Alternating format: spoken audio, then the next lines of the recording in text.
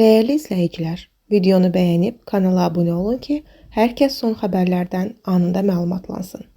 Aparıcı Zaur Baxşəliyevin Bizimlə Sən verilişinin buraxılışı gərgin anlarla yadda qalıb. Xəbər verilir ki, proqrama dəvət edilən Arzu adlı qadın ilə ekspert qismində studiyada olan tanınmış müğənni Taleh Yahyayev arasında mübahisə yaşanıb.